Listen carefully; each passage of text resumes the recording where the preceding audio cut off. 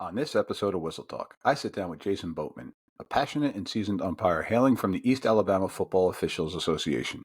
In addition to his on field prowess, Jason is also deeply involved in the recruitment and training of officials in Alabama. Jason's dedication to the sport of football and his unwavering commitment to excellence makes him an indispensable asset to the East Alabama football community. I'm Mike D, the referee, and here we go. Are you a football fan? Have you ever found yourself wondering what in the world was that ref thinking? Well, Mike D, the referee, is here to help. Join me on Whistle Talk as I talk to professionals on the field and in the booth to help you understand what is going on inside the mind of a football official. All right, ladies and gentlemen, welcome back to our next episode of Whistle Talk. This is Mike D, the referee. Tonight I got a special guest, Mr. Jason Boatman from East Alabama. I'm going to pass it off to Jason, let him explain a little bit of his background and where he's from. But it's my first out-of-state official that I've got, so this is a special night for me and hopefully a nice night for Jason. So, Jason, tell us a little bit about yourself. Hey, Mike, thanks for having me, man. Like you said, I'm from East Absolutely. Alabama football officials.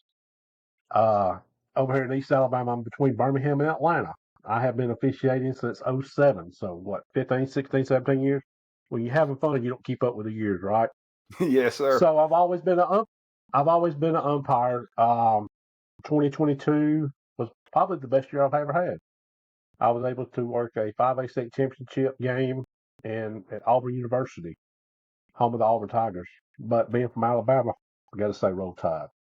I was going to ask you, War Eagle or Roll Tide, so you just answered it. It's Roll Tide. It's Roll Tide all the way. I mean, hang on, let me see. There's my back screen on There my you phone. go. There you go.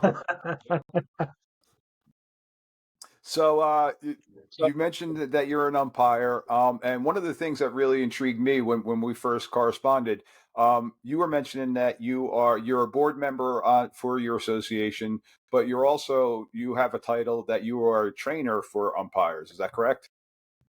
Yes, I'm one of the trainers for our association for our umpires. So, That's fantastic. as we was talking, there's a lot, and you know this yourself, Mike. There's a lot that goes into training a new official. You got your keys, you got to count, you got to, get in position. You get 5 to 7, you get 7 to 8 yards, 5 to 7. If you're working a junior high or a JV or up to the varsity level. Another thing, and I hadn't even talked to you about this. I don't line up the same position. I never line up the same position. I've got Yep. hit before because I've had the ball come right over my head. I can feel the air coming off of it. Uh, and Yep. so, and I don't ever get set. I don't personally get set to the offense line set. I mean, I'm a big guy, okay? But Myself included. Flip them lights on Friday night, I can get where I need to be. Trust me. Yes, sir. So Alabama football. I mean, it's renowned around the country. Just tell me a little bit just about some of the clashes. I mean, between Alabama football, Texas football, Florida, Pennsylvania, Ohio, and I'm throwing New Jersey into that mix. Of being a small state, we put out some really, really good football. Tell me give me a Friday Night Lights type of experience. What is it like there? Ooh, man, that's a tough one there. We got in my association, we work all from a 1A to the biggest in our that we cover to 6A. Okay. So I have been somewhere out in the country. They hang metal tin off the side and beat it with cans. And it's loud, ringing, loudest place I've ever been before, probably. And, you just a great atmosphere. You go to some places, you pull up, and they already got the music blaring. I'm not sure Yep. about New Jersey, but we have to be there an hour before kickoff. Same. So you get there, you get out of the car, you stretch, and you might have drove an hour to get there or 45 minutes to get there, and you put your flags and your whistles and your radio, getting all that jazz out of the car, and all you hear is Thunderstruck, AC/DC, Thunderstruck playing. You're thinking, that's what I'm talking about right there. That's good stuff. That's good stuff. Yeah, I mean, with all the years of me being a coach and different things like that, being an official still keeps me involved in it, and I still get amped up on game day. I'm not gonna lie. Walking out onto the field, music going, it's getting me pumped up and ready to go too. So I still love that atmosphere. I still get butterflies on Fridays. Thankful for my regular job, I'm off every other Friday. So one Friday I can relax. The other Friday that I have to work, I get off at 2:30. So if I'm Okay, going to leave at 12, all I got to do is take 2 hours of annual leave. I'm out. that's beauty. That's awesome. So now you were just talking about pregame stuff. You're getting yourself ready and stuff like that. You mentioned radios. So in New Jersey recently, it's been about 4 or 5 years now. I forget off the top of my head. We are now all mic'd up together as a crew. We all have a headset so that we're able to communicate with each other on the field. What is it like for you guys in Alabama? Same thing? Yeah, absolutely. We use radios as well. We started it, I want to say probably 5, 6, maybe 7 years ago. We started it. Okay. So I think it's a great tool. And then plus our ECO clock operators have got them as well. Yes. Some schools we have to take chain game, the chain hubs, chains and everything, and they've got them as well. Okay. So yeah, our chain crew doesn't have to wear them because in New Jersey, a lot of times our chain crew are parents from the homeschool, so we got to kind of educate them on the fly. Other school districts will pay and have carded officials on the chain crew, but sometimes we'll keep them on. If I'm on the chains, I'll sometimes keep them on just so I can hear what's going on because as you and I were talking before we started rolling here, you're always learning something. So if I'm working the chain game, I can possibly still keep my ears in and see what's going on and hear what's going on. I'm not going to open the mic up at that point in time, though. Absolutely, yeah, we're like that. I mean, well, I can only think of one school right off the top of my head that we had to provide a chain gang for on Fridays out of 12 or 15 contracts we had last year. Okay. So now again, pre show, you and I were just chatting a little bit. Here in New Jersey, we're predominantly a six-man officiating crew. We typically got the umpire and referee in the middle of the field. Then we have our two short wings at the line of scrimmage, and then we'll have our two deep wings between 20 to 22 yards deep, but they're on the sideline. When we get into our state semifinals and our championship games, the state will assign us a seventh man so that we have the center of the field covered. Pre-production, you were talking about. You guys are typically either a 5 man or a 7 man crew. Is that correct?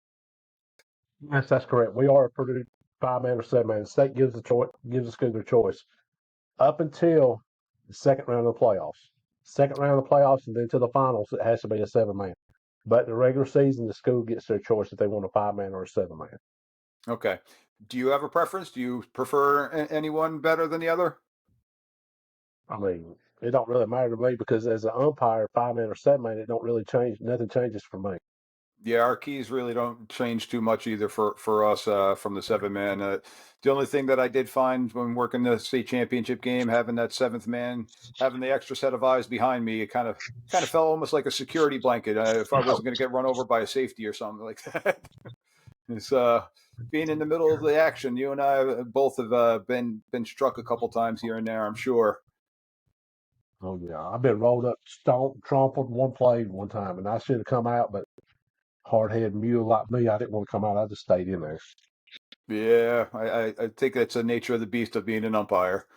As So now, as I said earlier, we control the chaos in the middle, so you got to be there. yeah, and we're going to dive into more of the umpire role later on in our segment tonight. Um, one of the other reasons I asked you to come on tonight is, and we're kind of piggybacking off of my last episode. In the state of New Jersey, we don't have the use of instant replay anymore. And the reason why I was talking about that last week is we've had a couple of hot topic issues going on in the state of New Jersey in the high school sports world. And most recent, we had a basketball game that there was a call that got overturned. That replay could have helped out in that scenario. And then going back, we had a couple scenarios where the replay, even in the college replay system, still didn't have the angles needed to possibly correct a missed call or a close call in essence. So in Alabama, do you guys have a replay system? We do have a replay system, and I'll just kind of start where it started at. several years ago, and I can't remember the exactly time frame. We used to have spring games up at JSU, Jacksonville State University, which is about 20 25 minutes from where I'm at now. Matter of fact, Okay. they won their first bowl game this past season when they moved up and was able to get in because there wasn't enough teams to get in the bowl season. So Is this Walter we Payton, Jacksonville State? no, this is Jacksonville State University where Rich Rodriguez is at now. Oh, okay. All right. Yep. Yeah, Old Rich West Rod's the Virginia head head coach up coach. there. Yeah, he's at Rich Rod's up at JSU now. So they wanted to try it out up there for a spring game, and they encouraged the coaches to do it. Well, the next year they come out with a rule that hey, it's going to be, they was going to have it in Alabama. Well, when they come out with it, of course you had to sign up for it, and there was a substantial amount. There was a fee that go along with it, and I Hmm. don't know what that fee was because as official, it don't really matter to Yeah, me. it's out of our hands. You know, it's out of our hands. And so there was several schools that had it, and then I guess the first time I was on a game, and you would see it. You walk around the field doing your pregame walk of the field, you would see it, and then of course the referee would go over there, and it looked like a joystick, basically what kids play video games with. What it looked like, and you had a little booth, and set up off the sideline, away from everybody, and it had a security there. So if you had to go over there, you could be over there, and nobody would mess with you. And so over the years, I guess some teams got away from it, and Okay. so now the only time Alabama uses it now, if like we were talking earlier, I don't know of any teams that currently have the replay in Alabama. And I've asked people, this week, and the officials as I know, and without trying to, just bug people about it, but I and there may be some in the Birmingham area, and maybe some in the Mobile area, and maybe some in the Huntsville area that have it that I'm Okay. not aware about. But in the currently right now in Alabama, the state championship games, they do use replay, and they have a challenge flag. And so 2 years ago, or 2022, when I was on the crew, we had to go up, we had to memorize what could be challenged. They call it the challenge.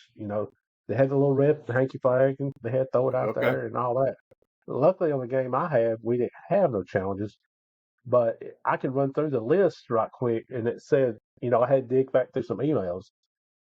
It said what can be reviewed, and there's 8 things that can be reviewed. Now, of course, automatic reviewed on every scoring play, whether it was a PAT, whatever touchdown, that was automatically reviewed, Hmm. automatic. So I'm gonna run through this list. There's only 8 or 7 things besides that, so there's total 8 things. It says ball or player in or out of bounds. Okay, then as I just mentioned, Okay. the touchdown or no touchdown, all scoring or potential scoring plays will automatically be reviewed, so there's no need for the challenge.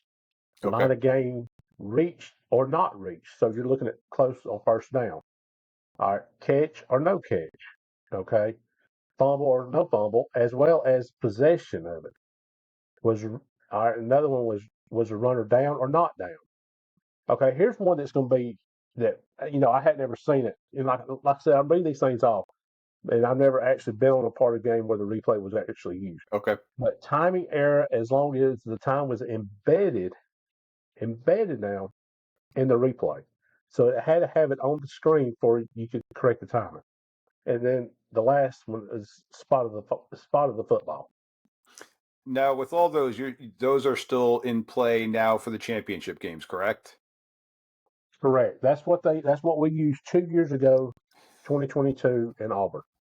Now, with the inception of replay, and again, we were probably around the same time frame with the inception. I don't, 'cause I think we were around 2018 in New Jersey that we first started it. We were also doing it. Schools had the option of doing it during the regular season too. But the system that we had in place was through Huddle. And the system was basically you had the end zone camera and you had a sideline camera at the 50-yard line.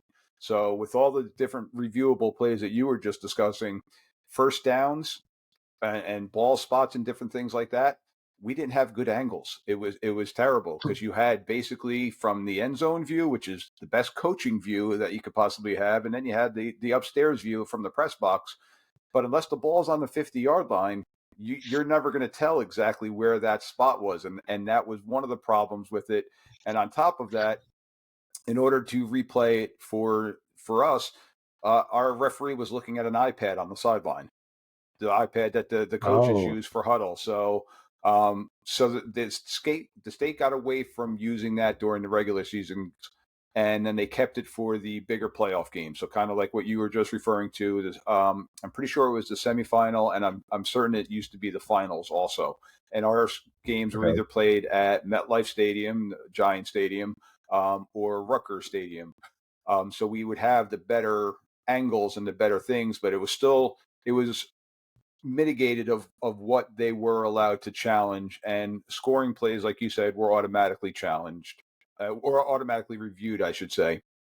So, Well, in Alabama, they rotate as we was talking earlier. In Alabama, they rotate the championship games. So uh, last year, this past football season, it was at Bryant Denny, home of University of Alabama Crimson Tide. Roll Tide, roll again. And this year, I'm gonna get that in every chance I get because I mean, that's fine. uh, That's fine.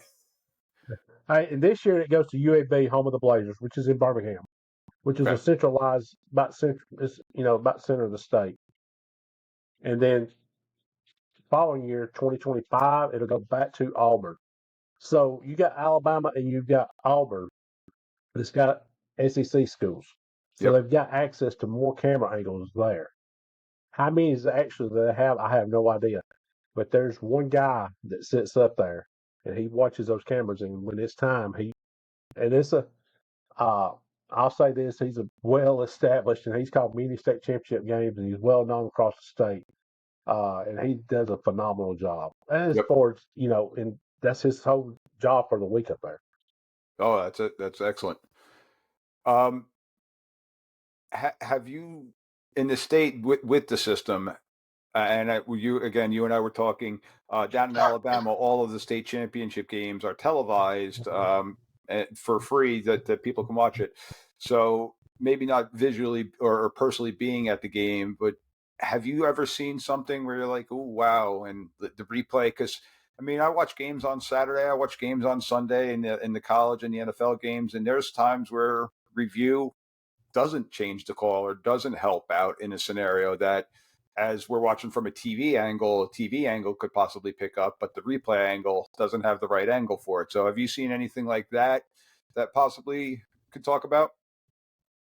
Nothing that I can that sticks out now, and I'll say this: a lot of times now we got 7 classifications in Alabama. Okay, so they'll start it on Wednesday. They'll do the 7A game very first, and it's like at 7 o'clock. A lot of times that's the only one I get to actually watch on TV. Now, a couple years ago, 2 years ago, they started girls flag football in Alabama, Mm-hmm. so they play that. They play that on Wednesday, like at 2 or 3 o'clock, whatever time, Okay. and then they back it up with a 7A game.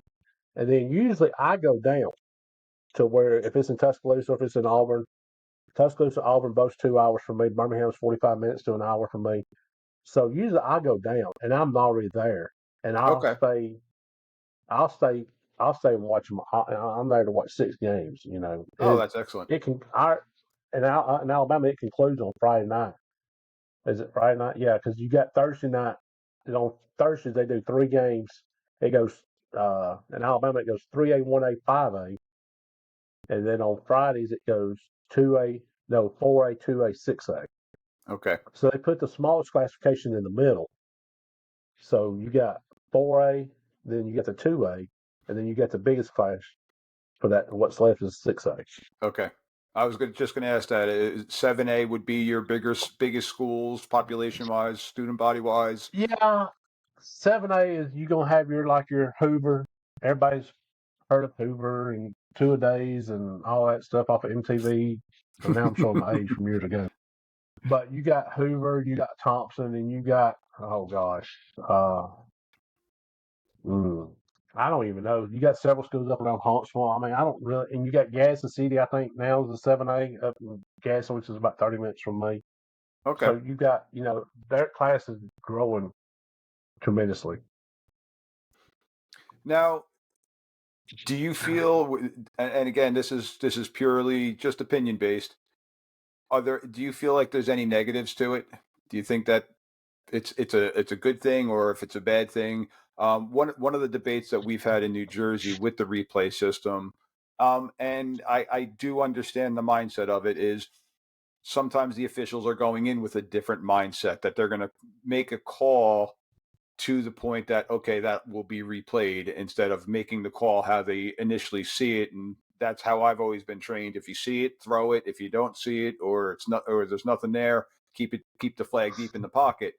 Do you feel like anything like that could possibly be out there? Well, here's my thing on the replay. Okay, we're all human. We're gonna make mistakes on the field. We've got Yep. split seconds to make a decision: keep the flag in the pocket or leave it or throw it. Okay. Here's my thing on the replay. If the replay overturns a call and it's correct, great job. I'm all for it. Because at the end of the day, you as a coach, okay? I've never coached, okay? I played years ago, when I was in high school. Excuse me, this Holland in Alabama is whooping my tail right now. But here's the thing at the end of the day. The whole reason, as me and you talked about earlier, whole reason 90% of us or 95% of us, I don't know what the stats is, okay? The reason that me and you are talking now is to educate folks on officiating. And it's at the end of the day, it's about these kids. Yes. So they can have an even playing field to go out and play the sport and build that brotherhood and build lifelong lessons. Okay. Yep. If a replay gets the play correctly, I'm all for it. And again, I don't have opinion, what you was asking. I'm all about these kids. That's And the that. You know, that's day perfect. that it's not about these kids, it's time for me to hang it up, get out of the way, and let somebody else come in. Because I don't go out there, and I've said this before. I say this in our thing.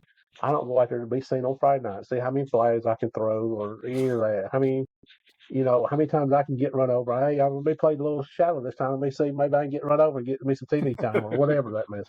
I don't care about that. Nope. I'm gonna do the same every play. I'm gonna say the same thing every play, and we'll dive off into this when we talk about umpire stuff. But at the end of the day, it's about these kids. Yes, And the sir. day you quit caring Absolutely. about these kids, stay home. Yep. And It's that's not about the where little pay. The, It's not the about the that pay check helps that a we little go bit. I get. mean, the pay is a nice It does. bonus, but it's not about that. I mean, heck, if you get paid It's per about these hour, kids. yeah, absolutely, It's absolutely. about these kids. So, Jason, on that note, we're going to take a quick pause, and then when we come back, we're going to dive into our flagged facts, our little quiz game here. So give Jason a second to go grab his writing book and his rule book so he can catch up on some rules. I'm going to try to trick him here with a couple of questions. So we'll take a quick pause, and when we come back, we'll jump right into our flagged facts of the day. Hey, Whistle Talk fans, are you enjoying what you're listening to? Be sure to hit the like button so that you can join us every week as we break down the nuances of officiating that often go unnoticed. We want to hear from you, the passionate fans who make our game so special. Like what you hear? Hit the like button and let us know. Have a burning question or a hot take? Drop us a comment below to join the conversation. All right, so ladies and gentlemen, we're back here again with Jason. Talking Alabama football. And as we come back here, we're going to jump right into our flagged facts, our Whistle Talk rule quiz. Jason, are you ready? Let's go. Let's see. I ain't touched nothing since December. So All I right. don't know. Let's get it. Let's see if I pass this test. So, Jason, being an umpire like myself, I was trying to pick some questions out that us umpires need to know here. So, question number one, K kicks off from the K40-yard line. While the ball is on the ground near the sideline, R87 grabs the ball with 1 foot out of bounds at the 20-yard line. What's your ruling here? What's my choices? Well, in this scenario, you're going to have four choices because the ball being Yes, out you of are. bounds, the ball goes out of bounds even with 1 foot inbounds and 1 foot out of bounds. This is a kick out of bounds. So your four options now are going to Correct. be A, can re-kick from the 35-yard line, so they'll go back 5 yards to re-kick it. A could take the ball 1st and 10 from the 25-yard line, so they'll get basically a 5-yard penalty tacked on to where the ball went out of bounds. I'm gonna give Jason a little bit hint here. I'm gonna skip over C and we're gonna go to D. A could take the result of the play, which is the ball being kicked out of bounds. So we can scratch that one out right away. And C is Yeah. A, 1st and 10 from the 35-yard line, which would be 25 yards from where the ball was kicked off from. So, Jason, what would you pick here? You won't pick C on this scenario because that's going to be the correct answer. That is the correct answer. The second most common answer that we do have is some teams will elect to have the teams try to re-kick. I've had games where they've made the teams re-kick the ball off 3 times if the kicker kept on kicking the ball out of bounds because they would back up 5 yards, and the teams were hoping that they had a stud kick returner that they were going to get their hands on the ball. And historically, I've seen that come back to bite them in the butt. Where if they just took it at the 35, they probably would have been better off. But yep, they're going Absolutely. to probably take the ball at the 35-yard line. All right, so good job on that one. All right, question number 2, another multi-part question here. So, A, offense has the ball, A, 1st and 10 from the A's 6-yard line. So they're backed up on their own 6-yard line. Quarterback A18 drops back to pass the ball, and he's in his own end zone. While going back for the pass, A58 gets called for holding. Now, 2 scenarios are he gets called for holding at the 3-yard line, or A58 gets called holding in the end zone. So, Jason, if the penalty happened at the 3-yard line, what would you have? Where are those choices at? Here we I'm go. going to tell you what I got. There we go, right there. A. And then the second part of this question, you got B, so it could actually be both. Yep. So you're going to have if the hold happens in the end zone, it's a safety. A penalty that happens in the end zone, it is a safety. The first one now, we used to go, and they changed it this year for us, kind of going with the college and the NFL rule that that the hold happened at the 3-yard line. We used to go 10 yards from the spot of the foul. So if it wasn't half the distance in this scenario, which it is, we would be going basically 13 yards from the previous spot. But now it goes back to where the ball was previously spot. So the ball would go half the distance from the 6-yard line. So it would make it to the 3-yard line. So you'd get a 1st down-and-3 scenario. So half the distance from the previous spot. I got you. Correct. All right. So question number 3. And again, I ask these questions because we got a lot of NFL fans that might be listening out there and a lot of college fans out there that might not be familiar with the high school game. So, A, 4th down and 5-yard lines from the B22. A10 throws the ball to the back of the end zone where wide receiver A81 catches the ball with 1 foot landing inbounds, then the 2nd foot landing out of bounds. What do you think we got here? Hey, as an umpire, we don't get to do this often. Give him 6. That Touchdown. Yes, sir. That is a touchdown, 100%. And 100%, we do not get to put our hands up too often. That is saved for the short wings and the deep wing guys. And us umpires, we're spotting the ball and getting the heck out of the way most of the time. I think I think I've only done it 3 times, Okay. and that was on a busted on now we was working a 5-man crew. On a 5-man crew on a try, you cheat to the home side. It was a busted try play, and that's the only time we get to do it. There you go. Well, well done, Jason. Thank you for playing our little game here. That was a great job. I'm going to take this screen off there. So now it's just back to looking at me and you here. So let's go back to what we were talking about before. You and I are both umpires. So we are in the Hmm. middle of the field. Um, and again, for our fans out there that are NFL fans, that are college fans, the college game has gone to having the umpire now in the offensive backfield along with the referee. The NFL now also has the umpire in the backfield too with the referee, but then they have the center judge but still on the defensive side of the ball. So Jason, give me an idea. pre-snap. What are you thinking? What are you doing pre-snap? After you spot the ball, what's going on? What are you thinking? Well, I'm trying to watch what they're going to do. You know, usually before the game, we get our assignment sometime on Sunday or Monday, and I start watching film. Okay. I start getting on NFHS, Huddle, whatever. Sometimes it may be a team that had the local game of the week, and then I can jump on their website and on their YouTube page and go watch some film on them if I don't already know them. But I'm gonna watch film. I'm gonna try to watch their last game, and I'm gonna see what they do a lot. So during the huddle, got the ball spotted. I'm getting out of there. As they're coming out of the huddle, I'm counting, count every play.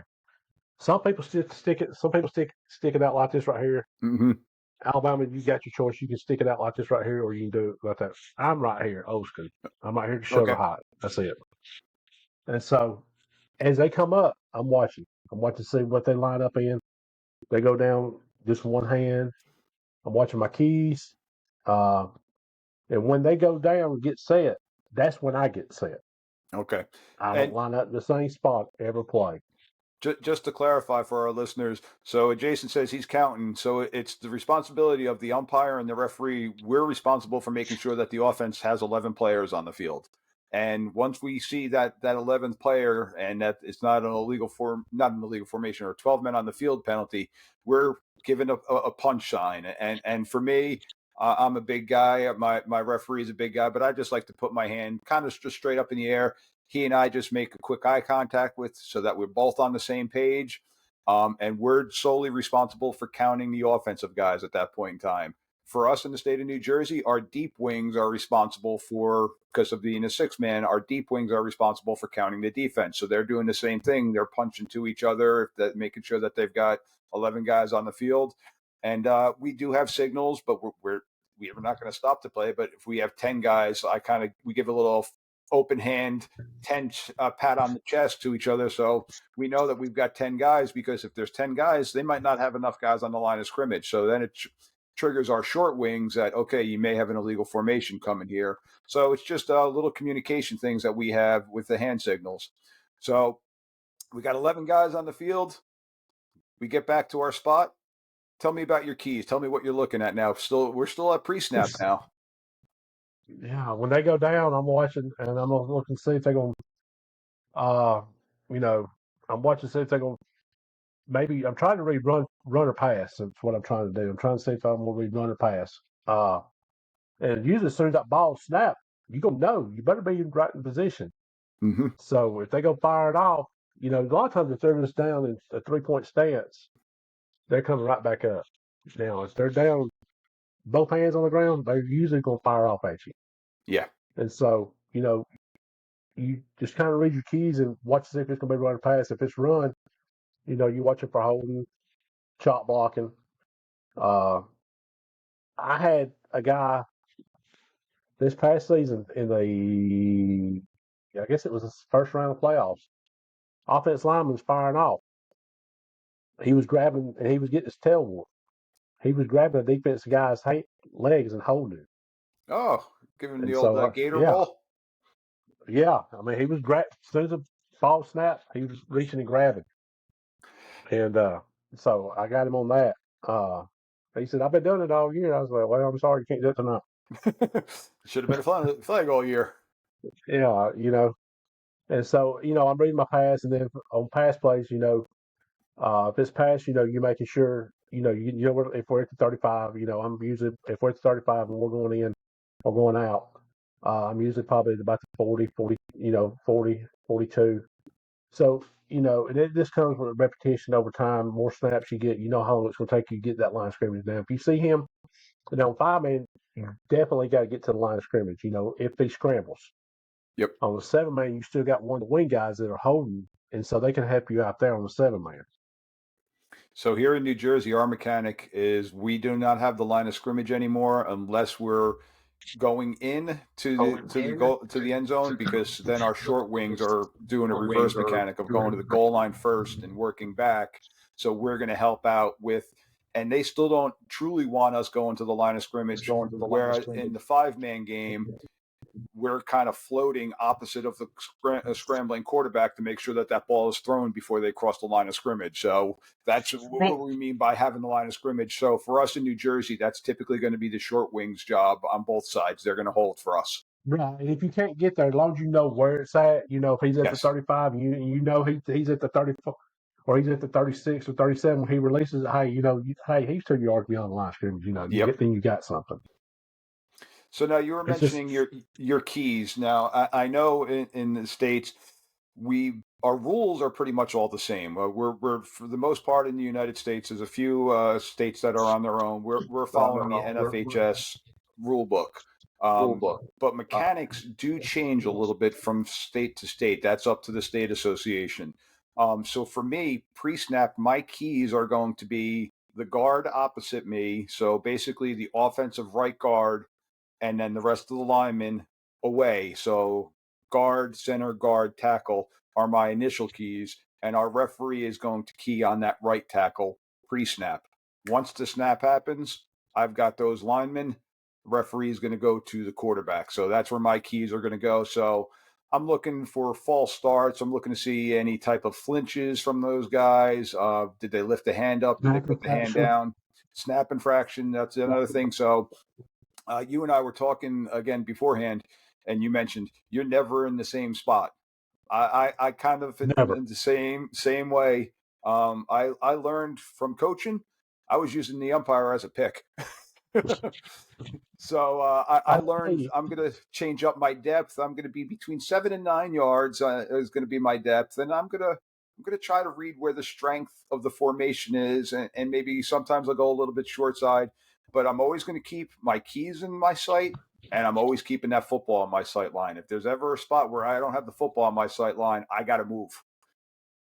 I had a quarterback one night, and I told you this before. I had a quarterback ping me. Got the air coming off him. Okay. I saw him. I had him a couple weeks later, and I said, "Hey," and I'm not going to call the kid's name, but he was real super nice about it. I said, "Hey, easy on me tonight." And he just kind of laughed, and he said, "We did that on purpose because you was lined up the same spot." I said, "I bet it don't happen tonight." Yep, you learn from it. Absolutely. Like I said, we used to call double tight end a pick route going across the middle, and if you couldn't pick off of each other, you were rubbing off the umpire. So somebody was going to pop up open. So I learned that as a coach. I need to make sure that I'm mobile. And you got to watch them slants coming across. Because I'm gonna tell you what, it don't take just a split second. You'll be leg whipped. Oh yeah. Oh, I got taken out on a punt this year because of that. So Oh it's wow. it could be a little bit dangerous in there. It actually was kind of amusing. The kid kind of rolled up on me, and well, my big butt ended up landing on him, and I felt bad for him because I think he was like a 130-pound sophomore that was getting some reps in on special teams, and he had my 250-pound butt landing on him. So we Oh we both wow. laughed, and I said that's going to look fun on film. So he got a chuckle out of it.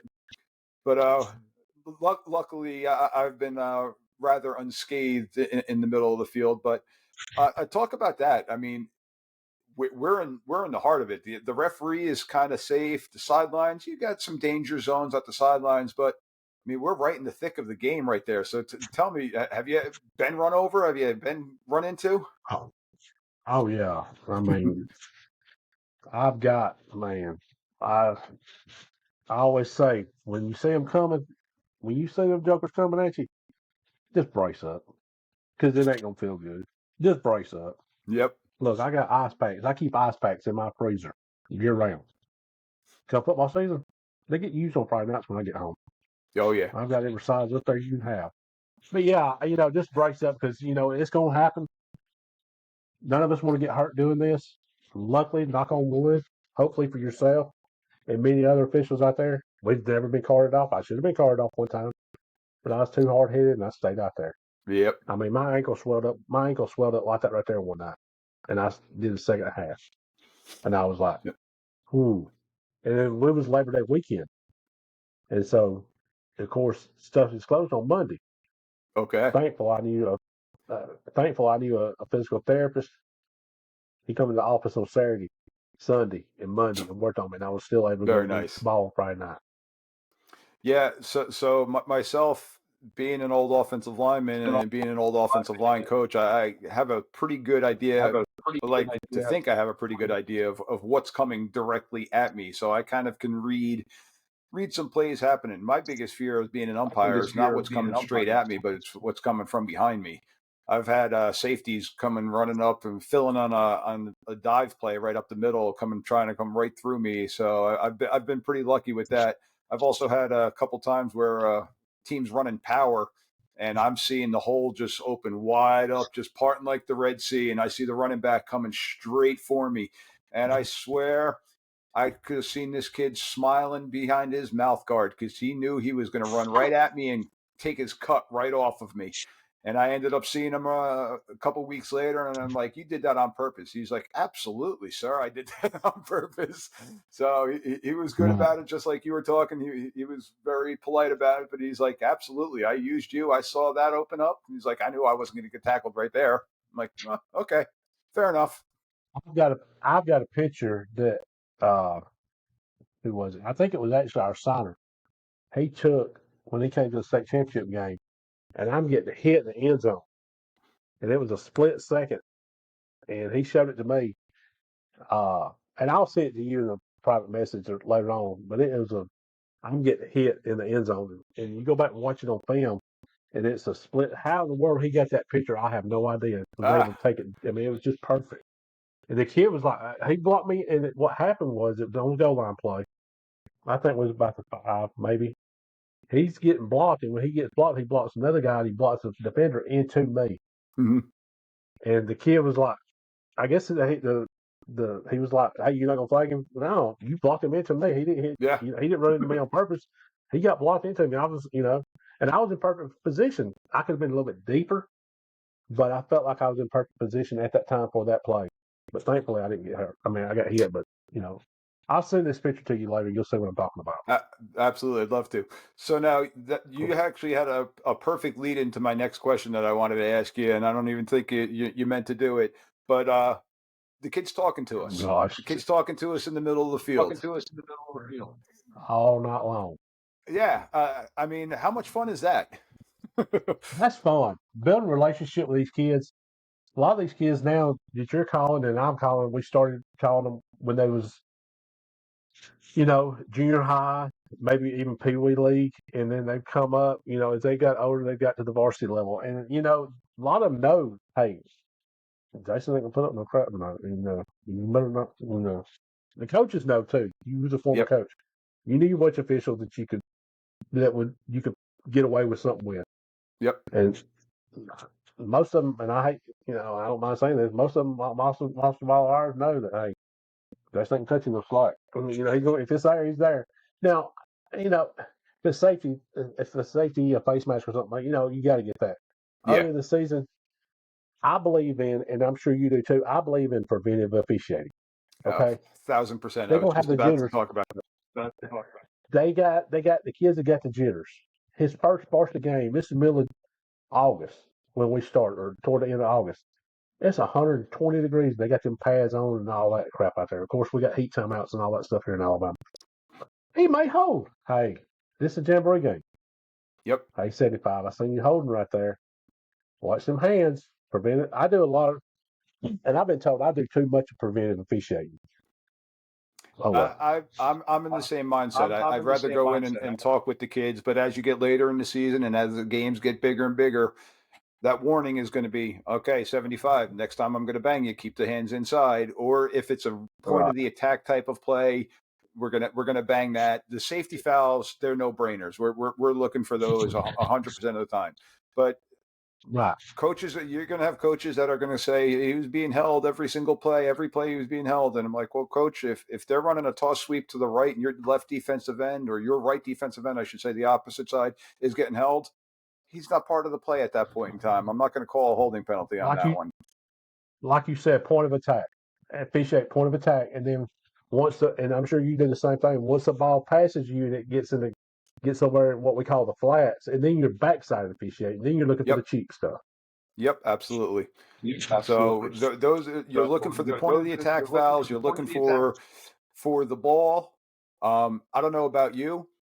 Come snap. I'm spitting my I'm, whistle out of my I'm spitting mouth. my I don't whistle blow out my of my mouth. whistle pretty much the entire game unless it's a pre-snap penalty. So I leave those whistles I'm gonna tell you. to the short wings. I'm gonna tell you what I don't. Years ago, I changed, I'll keep one in my back pocket Yep. as my backup. I went to the finger whistle. Okay. I love it. I love it. And I probably got in my whistle bag. I probably got, and this I'm not exaggerating. I probably got 8 or 10. Wow. I got a backup. Yeah, I mean, you got to think. Over the years, as long as we've been doing this stuff, I'm gonna keep a whistle. If it gets cracked, you know what? Oh, I'll throw it away. But I'm Well, I gonna got buy you a on the new right whistle. show. I got you on the right show. Whistle talk. So, Yeah, exactly right. Exactly right. but yeah, so when I'm in the middle of the field, I'll use the lanyard. I have it buckled to my zipper on my shirt. Once the ball is snapped, I'm just popping that out, letting it dangle. I actually do keep a finger whistle on my hand too, just like you said, as a backup, just in case there's something egregious where I need to lay on the whistle, extra pushing and shoving, the extracurricular stuff. But other than that, I'm putting my hand up in the air and showing the side guys, hey, I got him down here. But ultimately, they're the ones that are going to have the best angle if the knee was down, forward progress was stopped, and then from there, I'm verbally going in and I'm officiating. All right, guys, let them off, roll off, use the ground, different things like that. Are you the same way? Absolutely. Absolutely. If I'm not hoarse when I walk off that field the next morning or Saturday morning, I feel like I haven't done my job. Yep. So every play, I am saying, guys, roll off each other, push off, don't push off each other, roll off each other. Good run, good tackle. Good run, good tackle. Hey, and if you see something, 9 times out of 10, chaos is going to start in the middle. As an umpire, if you control that middle, Yep. 9 times out of 10, you're not going to have no problems in the ball game. As far as extracurricular stuff happens, the jawing and stuff like that, big rivalry games, you got to get that early. You Yeah. got to get Absolutely. that early. You got to nip that in the bud, and not just as an umpire, but everybody on the crew has to nip that in the bud early. And again, that comes back to the preventative. Our crew, as a crew, and I told you we've been together for 3 years now. We have a good rapport with each other. We would rather go a game without having any flags on the field and just manage the game Oh and yeah. talk the kids through the game. And live ball fouls with our crew are safety fouls and point of the attack fouls. We're not going to look to nitpick on the stuff like that. Your pre-snap fouls, you have to call them. Now, those are the ones that everybody sees, the flinches, the motions, the different things like that. Those ones are the no-brainers. But other than that, I want to verbally officiate the game. I was taught at a young age, we're there to spot the ball and keep the game going, keep the game moving, let the kids play football. So that's what we try to That's what do it's. And go back to what I was saying earlier. What is the whole reason we're in this about these for the kids? kids. Absolutely. So, Jason, I got just one last question, one last little topic I want to touch on. I've kept you on here long enough. But you had mentioned before about training and developing and that you work with the umpires. What are you guys doing in the state of Alabama to recruit more officials into this business? Because I know in Jersey, our numbers are starting to go back up, which is a great positive. But we took a big hit with the COVID years, and our numbers did dwindle, and we're still feeling the effect of that now. But we are on the positive rise of getting more officials out there. What are you guys in Alabama doing recruiting wise, and how are your numbers down there? Well, first of all, congratulations on getting your numbers back up because I think that's what anybody that wears the stripes is after for to get the numbers back up. Yep. State of Alabama, AHSAA, Mr. Ken Washington, the fine folks at the state office in Montgomery have come up with a recruiting committee, and I'm not sure exactly how they're doing it down there, but it's for all sports. Okay, locally here in Anniston, at East Alabama football officials, we have a thing coming up on the 13th of April. It's called Noble Street Festival, and so they'll draw 10 to 15,000 folks downtown Anniston, uh, Alabama. And so they'll have the bike races, professional bike races, but on the other side of it, they'll set up like a festival. And so we Okay. set up an information booth. And so we'll set up a tent. And then, the city charges us a very small fee. And Hmm. it's 40, $50 or whatever the city charges. But it's well worth it. Now, when we started it 3 years ago, it was during COVID, or 4 years ago, it was during COVID. There was something going on. They had to move it because of COVID or something. Yep. So we had great success with it because we was within a week before we started officiating, started back meeting. And so now it is, like I said, it's the 13th. We'll go back July. I have somebody that's done a flyer for us. Okay. A lady from what is it called? Game Day Graphics, High School Game Day Graphics or something. I will be sure I get the right plug for her on here. Uh, but it, and hang on a second. But what we do is she looks. I mean, she does the graphics for us. Let's see. I'm trying to find it. But regardless, she done the flyer for us every year.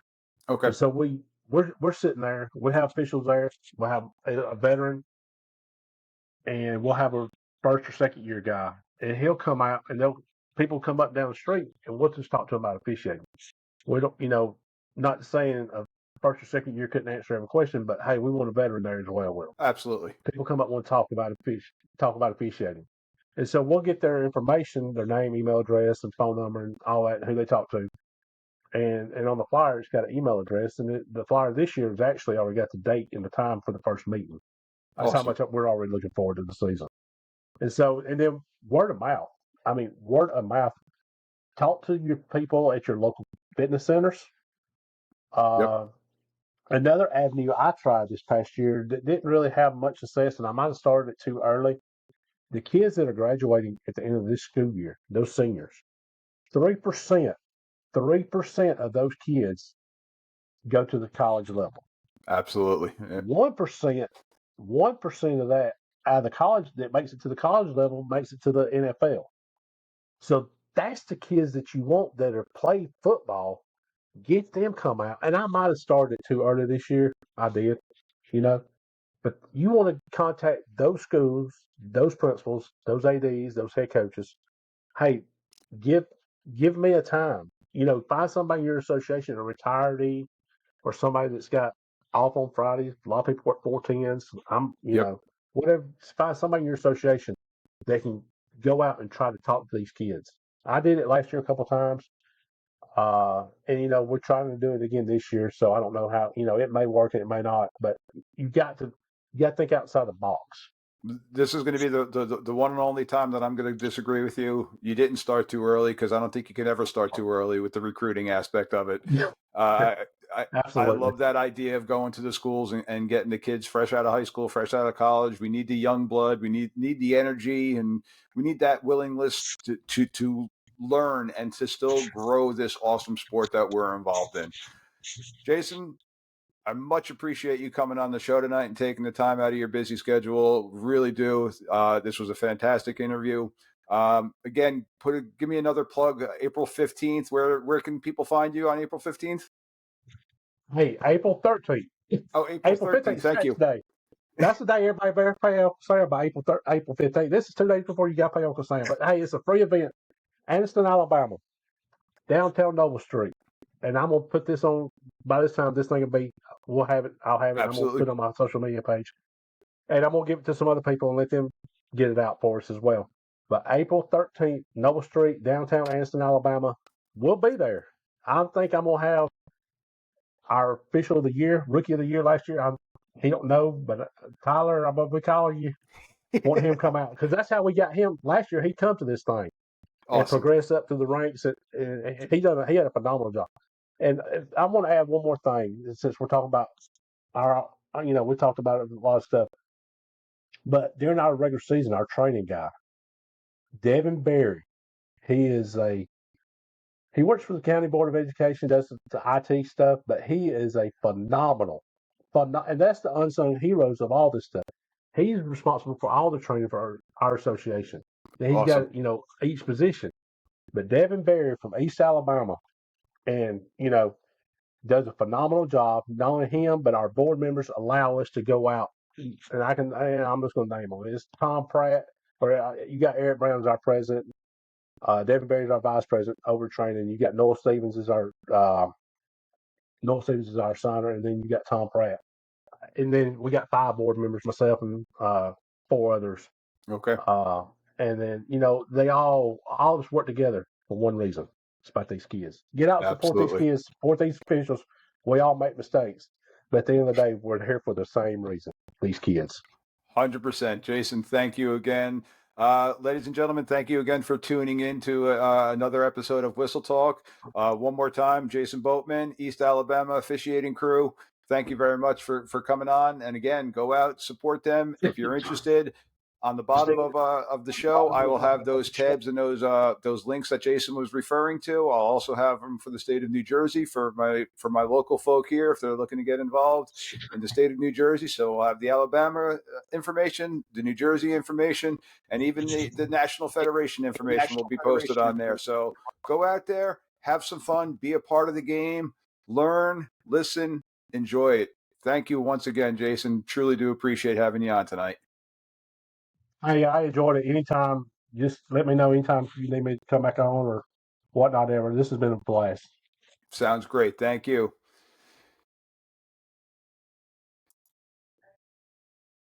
Thank you for tuning in to another episode of Whistle Talk, where we unravel the fascinating world of football officiating.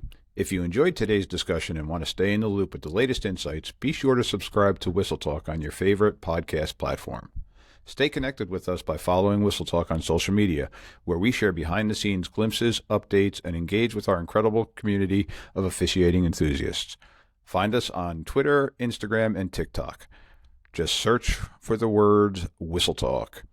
Your support means the world to the show, and we'd love to hear your thoughts, questions, or suggestions for future episodes. Drop us a line through our website or message me on social media. I'm always eager to connect with the fellow fans and continue the conversation. Until next time, keep blowing the whistle on the untold stories and nuances of football officiating.